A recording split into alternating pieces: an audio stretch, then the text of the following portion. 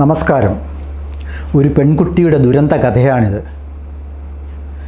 ഒരു മനുഷ്യജന്മം കൊണ്ട് കുടിച്ചു തീർക്കേണ്ട കണ്ണുനീർ മുഴുവൻ വെറും 15 വയസ്സിനുള്ളിൽ കുടിച്ചു തീർത്ത് നാസി തടങ്കൽപ്പാളയത്തിലെ കൊടും ക്രൂരതകൾ ഏറ്റുവാങ്ങി ഈ ലോകത്തോട് വിട പറഞ്ഞ് ആ പെൺകുട്ടി ജീവിച്ചിരുന്നെങ്കിൽ 2026 ജൂൺ മാസം 12-ാം തീയതി അവൾക്ക് 97 വയസ്സ് പ്രായമാകുമായിരുന്നു.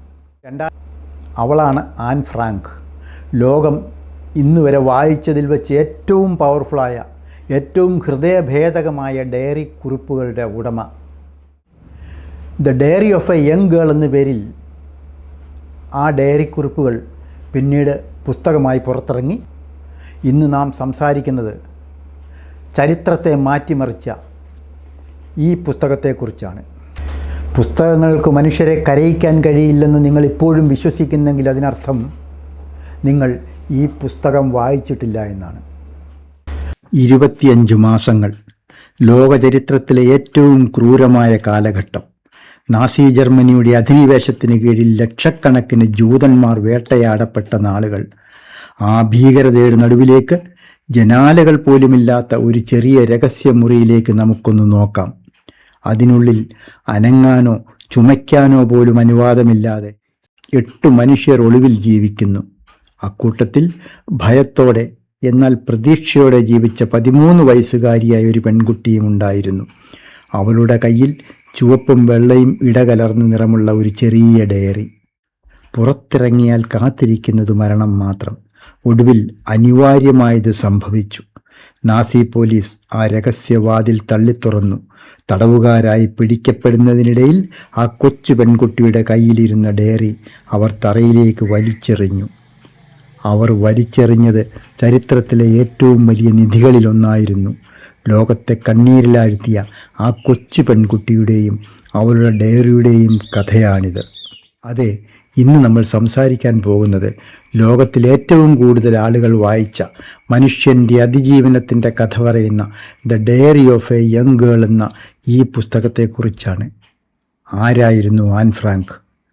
ആ രഹസ്യമുറിയിൽ നിന്നും പിടിക്കപ്പെട്ട അവൾക്കും കുടുംബത്തിനും പിന്നീട് എന്തു സംഭവിച്ചു? നമുക്കൊന്ന് നോക്കാം. അത് 1929 ജൂൺ 12-ന് ജർമ്മനിയിലെ ഫ്രാങ്ക്ഫർട്ടിലാണ് ആൻ ഫ്രാങ്കിൻ്റെ ജനനം. പിതാവ് ഓട്ടോ ഫ്രാങ്ക്, മാതാവ് എഡിത്ത് ഫ്രാങ്ക്, മൂത്ത സഹോദരി മാർഗരറ്റ്. സാമ്പത്തിക ഭദ്രതയുള്ള ഒരു ജൂത കുടുംബമായിരുന്നു ആനിൻ്റേത്. അഡോൾഫ് ഹിറ്റ്ലർ ജർമ്മനിയിൽ അധികാരത്തിലെത്തിയ കാലം. ഹിറ്റ്ലർ ജൂതവേട്ട ആരംഭിച്ചതോടെ ആനിൻ്റെ കുടുംബം 1933 ഹോളണ്ടിലേക്ക് രക്ഷപ്പെട്ടു. ആംസ്റ്റർഡാമിൽ അവർ താമസമാക്കി. അവിടെയും അവസ്ഥ മോശമായിരുന്നു. ഏത് നിമിഷവും നാസികൾ ഹോളണ്ട് പിടിച്ചേക്കുമെന്ന് ഭയപ്പെട്ട നാളുകൾ. അവസാനം അത് സംഭവിച്ചു. ഹിറ്റ്ലർ ഹോളണ്ട് കൈയടക്കി. ജൂതന്മാരെ അവരുടെ വീടുകളിൽ നിന്നും പിടികൂടി നാസി തടങ്കൽപ്പാളയങ്ങളിൽ അയക്കുന്നത് പതിവായി. പലരെയും ഗ്യാസ് ചേംബറുകളിൽ അടച്ചു വകവരുത്തി. എന്നാൽ മറ്റുള്ളവരുടെ സഹായത്താൽ ആനിൻ്റെ കുടുംബം നാസികളുടെ ശ്രദ്ധയിൽപ്പെടാതെ കഴിഞ്ഞുകൂടി. പുറം ലോകവുമായി ഒരു ബന്ധവുമില്ലാതെ കുടിസുമുറിയിലും തട്ടിൻപുറത്തുമായി 2 വർഷം ആ കുടുംബം ഭയാശങ്കകളോടെ ഒളിച്ചു പാർത്തു. ഒന്നുറക്ക ശബ്ദിക്കാതെ, ഒന്ന് ചിരിക്കാതെ, കൂട്ടുകാരില്ലാതെ കടുത്ത ഏകാന്തതയിൽ ആൻ കഴിഞ്ഞുകൂടി. എന്നാൽ ആ സമാധാനം അധികകാലം നീണ്ടു നിന്നില്ല. 1940 മെയ് മാസം സമാധാനപരമായി മുന്നോട്ട് പോകുകയായിരുന്ന നെതർലാൻഡ്സിനെ ജർമ്മൻ സൈന്യം അപ്രതീക്ഷിതമായി ആക്രമിച്ചു കീഴടക്കി. വെറും 5 ദിവസങ്ങൾ കൊണ്ട് ഡച്ച് സൈന്യത്തിന് കീഴടങ്ങേണ്ടി വന്നു. അതോടെ നെതർലാൻഡ്സിലെ ജൂതന്മാരുടെ ജീവിതം നരക തുല്യമായി മാറി. നാസികൾ നെതർലാൻഡ്സിലെ ഏതാണ്ട് 1 ലക്ഷത്തിലധികം ജൂതന്മാരെ നാട് കടത്താനും കൊന്നൊടുക്കാനും ലക്ഷ്യമിട്ടു. അപ്പോൾ ഫ്രാങ്ക് കുടുംബം ഒരു കടുത്ത തീരുമാനമെടുത്തു. അവർ ഒളിവിൽ പോകാൻ ഉറപ്പിച്ചു. ഓട്ടോ ഫ്രാങ്കിൻ്റെ ഓഫീസിൻ്റെ മുകൾ നിലയിൽ ആരുടെയും ശ്രദ്ധയിൽപ്പെടാത്ത ചില മുറികളുണ്ടായിരുന്നു. ഒരു വലിയ പുസ്തക ഷെൽഫ് കൊണ്ടാണ് ആ മുറികളിലേക്കുള്ള വഴി മറച്ചിരുന്നത്. ചരിത്രത്തിൽ ഇത് സീക്രട്ട് അനക്സ് അഥവാ രഹസ്യ അനുബന്ധം എന്നറിയപ്പെടുന്നു. 1942 ജൂലൈ മാസം മുതൽ അവർ അവിടെ ഒളിവിൽ കഴിയാൻ തുടങ്ങി. ഫ്രാങ്ക് കുടുംബത്തെ കൂടാതെ വാൻ പെൽസ് കുടുംബത്തിലെ 3 പേരും ഫ്രിറ്റ്സ് പെഫർ എന്നൊരു ദന്ത ഡോക്ടറും അവർക്കൊപ്പം ചേർന്നു. അങ്ങനെ ആകെ 8 പേർ ആ ചെറിയ സ്ഥലത്തായി. പകൽ സമയങ്ങളിൽ താഴെ ഓഫീസിൽ ജീവനക്കാർ ജോലി ചെയ്യുമ്പോൾ ഇവർക്ക് ശബ്ദമുണ്ടാക്കാൻ അനുവാദമില്ലായിരുന്നു. ജനാലകൾ കറുത്ത തുണി കൊണ്ട് മറച്ചിരുന്നു. പുറം ലോകവുമായി അവർക്കുള്ള ഏക ബന്ധം ഓട്ടോ ഫ്രാങ്കിൻ്റെ വിശ്വസ്തരായ ചില ജീവനക്കാരായിരുന്നു.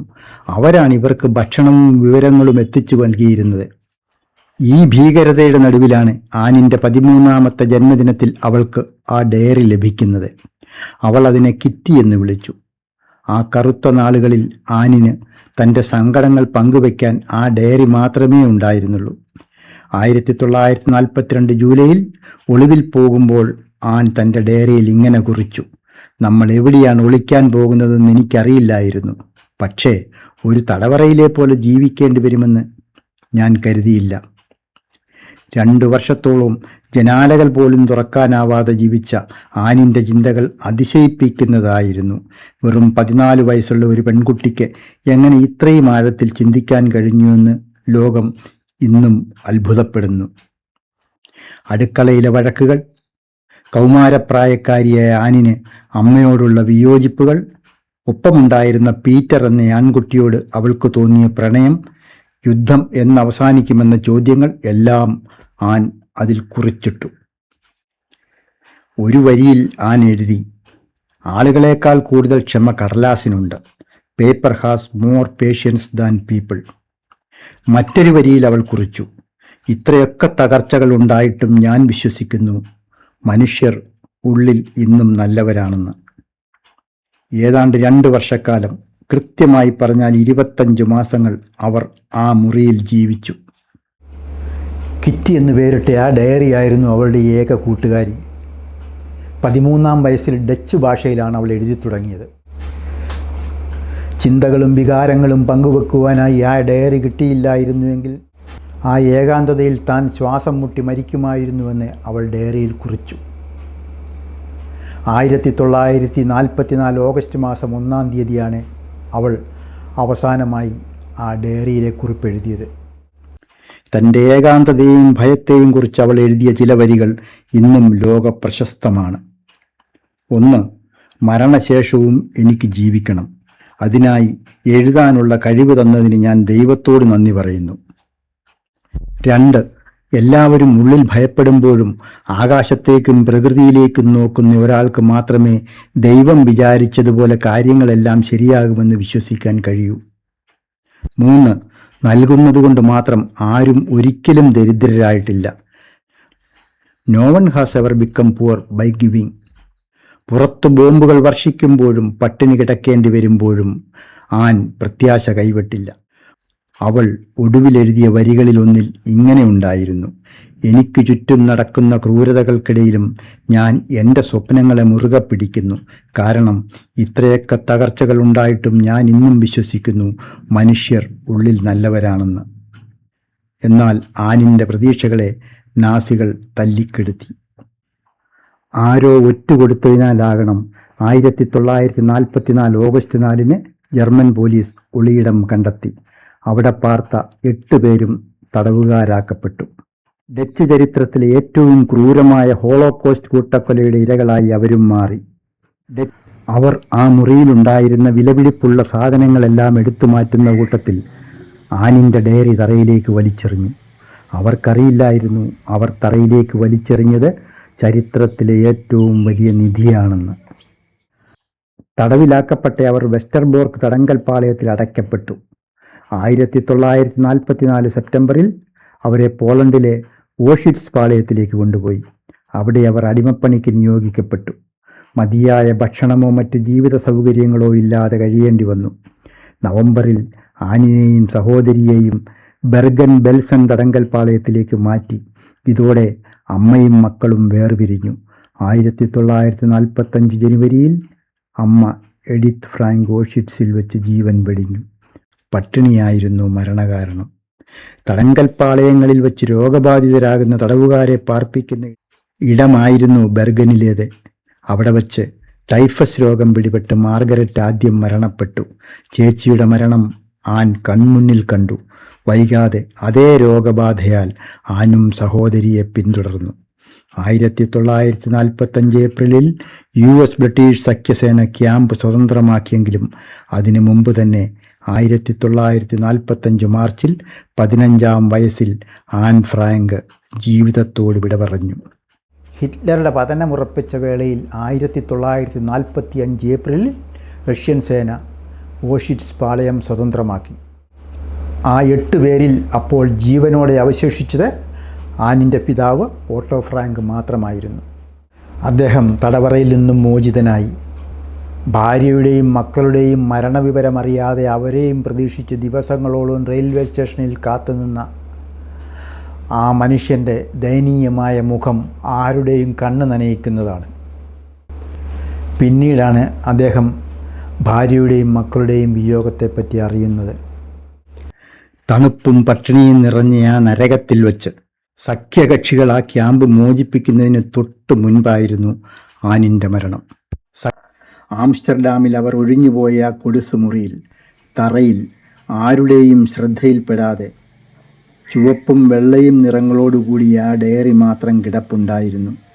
ആനിൻ്റെ അച്ഛൻ്റെ സുഹൃത്തായ മീബ് ഗീസ് എന്ന സ്ത്രീയാണ് പിന്നീട് അത് ജീവൻ പണയം വെച്ച് എടുത്തു മാറ്റുന്നത്. യുദ്ധത്തിന് ശേഷം ആംസ്റ്റർഡാമിൽ തിരിച്ചെത്തിയ ഓട്ടോ ഫ്രാങ്കിൻ്റെ കൈവശം മീബ് ഗീസ് ആനിൻ്റെ ഡയറി സുരക്ഷിതമായി ഏൽപ്പിച്ചു. തൻ്റെ മകളുടെ ചിന്തകൾ വായിച്ച് ഓട്ടോ ഫ്രാങ്ക് അത്ഭുതപ്പെട്ടു പോയി.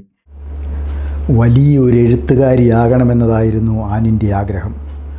മകളുടെ ആ ആഗ്രഹം നിറവേറ്റാൻ ഓട്ടോ ഫ്രാങ്ക് തീരുമാനിച്ചു. യഹൂദ പീഡനത്തിൻ്റെ അനുഭവചിത്രങ്ങൾ പകർത്തിയ ആ ഡയറി കുറിപ്പുകൾ the diary of a young girl എന്ന പേരിൽ ഡച്ച് ഭാഷയിൽ ആദ്യമായി പുറത്തിറങ്ങി. ഇംഗ്ലീഷ് പരിഭാഷ പുറത്തിറങ്ങിയത് 1953-ലാണ്. 70-ലധികം ഭാഷകളിലേക്ക് ഈ പുസ്തകം വിവർത്തനം ചെയ്യപ്പെട്ടിട്ടുണ്ട്. 1980-ൽ 91-ാം വയസ്സിൽ അവളുടെ പിതാവ് ഓട്ടോ ഫ്രാങ്കും ഈ ലോകത്തോട് വിട പറഞ്ഞു. ലോക മനസാക്ഷിയെ പിടിച്ചുലച്ചൊരു പുസ്തകമായി തീർന്നു ആനിൻ്റെ ഡയറി കുറിപ്പുകൾ. നാസികളുടെ കൊടും പീഡനങ്ങൾ ഏറ്റുവാങ്ങിയ ജനലക്ഷങ്ങളുടെ പ്രതീകമായി അവൾ പരിഗണിക്കപ്പെടുന്നു. മരണത്തിനപ്പുറവും ജീവിക്കാൻ ഞാൻ കൊതിക്കുന്നു. I want to go on living even after my death എന്ന ആഗ്രഹം പ്രകടിപ്പിച്ച ആ കുരുന്ന് ജീവൻ 15-ാം വയസ്സിൽ ഒടുങ്ങി. എങ്കിലും യുദ്ധവിരുദ്ധതയുടെ നേർചിത്രങ്ങളിലൊന്നായി ആൻ ഇപ്പോഴും ജീവിക്കുന്നു. നാസികൾ ആൻ ഫ്രാങ്ക് എന്ന പെൺകുട്ടിയുടെ ജീവൻ ഇല്ലാതാക്കിയിരിക്കാം. എന്നാൽ അവളുടെ ഡയറിയിലൂടെ ലോകമെമ്പാടുമുള്ള ദശലക്ഷക്കണക്കിന് ആൾക്കാരുടെ മനസ്സിൽ അവൾ ഇന്നും ജീവിക്കുന്നു. യുദ്ധത്തിൻ്റെ ഭീകരതയ്ക്കെതിരെയുള്ള ഏറ്റവും ശക്തമായ ശബ്ദമാണ് ആൻ ഫ്രാങ്ക്.